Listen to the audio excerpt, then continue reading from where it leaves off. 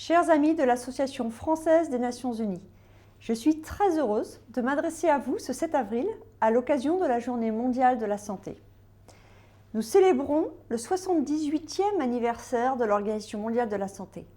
Sa création en 1948 incarne une ambition profondément multilatérale, celle de bâtir un monde où toutes et tous bénéficient d'un accès équitable à un système de santé résilient et de qualité.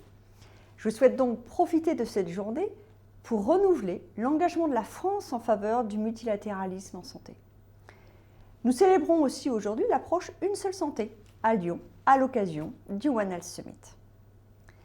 Ces dernières années, les enjeux de santé mondiale ont été amenés à occuper une place de plus en plus centrale sur la scène internationale. Nous le savons toutes et tous, notre capacité à répondre collectivement aux défis sanitaires sera déterminante pour le futur. La santé est un levier essentiel pour atteindre la paix, la prospérité dans le monde, comme nous le rappelle l'agenda 2030 des Nations Unies et ses objectifs de développement durable. Mais pour atteindre ces objectifs, nous devons adapter notre approche et nos outils à l'aune des changements et des défis rencontrés par l'écosystème en santé mondiale. Les crises sanitaires, humanitaires, climatiques, l'apparition des conflits armés et les chocs mondiaux, ainsi que la baisse de l'aide publique au développement, menacent de faire reculer les acquis en matière de santé. Nous disposons aujourd'hui de projections qui montrent l'impact des baisses de l'aide publique au développement sur la mortalité dans les pays à revenus faibles et intermédiaires si nous changeons aucun autre paramètre. Cela pourrait entraîner 9,4 millions de décès supplémentaires d'ici 2030, dont 2,5 chez les enfants de moins de 5 ans. Face à ces projections, le constat est clair. Une évolution de l'architecture en santé mondiale est nécessaire. Réformer l'architecture en santé mondiale, c'est réfléchir à une restructuration de l'écosystème pour être plus efficient, clarifier le rôle des différents acteurs, mieux coordonner les actions au niveau local, régional et international, et garantir des financements durables aux pays récipiendaires placés au cœur de cette architecture. C'est dans cette perspective que de nombreuses initiatives ont vu le jour, impulsées aussi bien par les pays du Nord que les pays du Sud. Et nous nous réjouissons de ces initiatives. Il nous faut désormais les rassembler pour favoriser une véritable convergence autour des fondements de cette architecture. Pour cela, un mandat a été confié à l'Organisation mondiale de la santé qui accueille un processus commun et inclusif de discussion à ce sujet.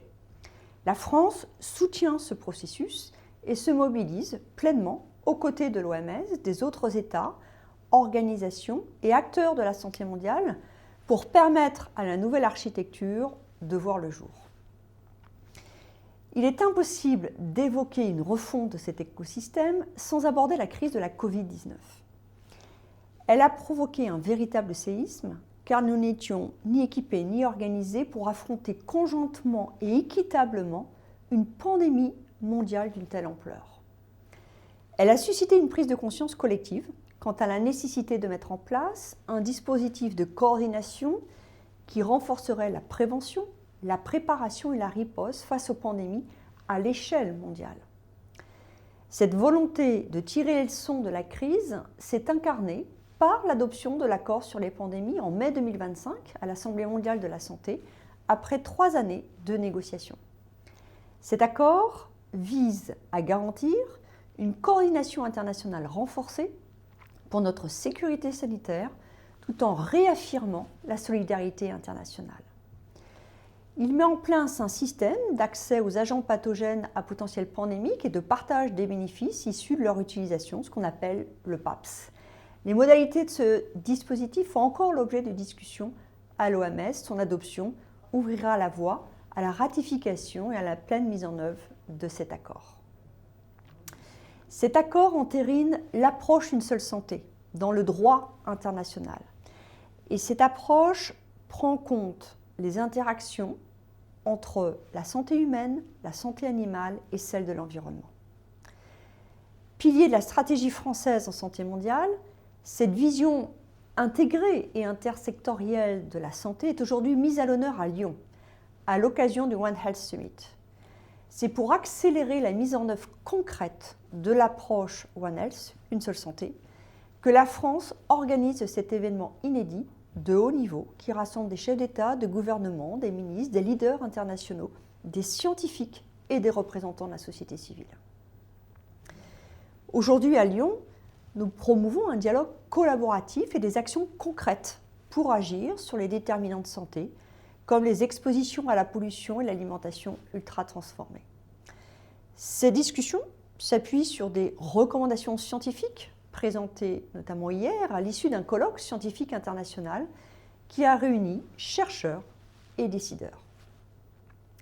Cette approche scientifique rejoint la thématique portée par l'OMS à l'occasion de la Journée mondiale de la santé 2026, la science. Dans un monde qui change, où la parole scientifique se trouve parfois remise en question, nous devons réaffirmer son rôle structurant. La science doit demeurer au cœur des prises de décision en matière de santé publique. Nous célébrons également la science cette année à l'occasion du 60e anniversaire du Centre international de recherche sur le cancer.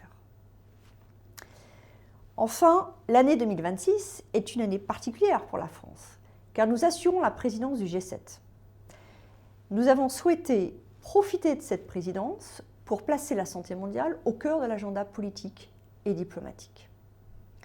Cette année, nous portons une approche transversale de la santé que nous traitons dans plusieurs filières du G7 pour répondre à l'une de nos priorités, la souveraineté sanitaire des pays à travers le renforcement de la production locale et la résilience des systèmes de santé, notamment en Afrique.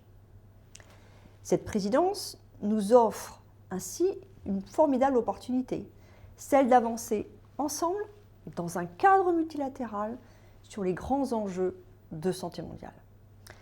Je vous invite à découvrir et à suivre les grands temps forts et avancés de l'année 2026 en santé mondiale qui aboutiront, je l'espère, à de grands progrès. Et je vous remercie pour votre attention et vous souhaite une excellente journée mondiale de la santé.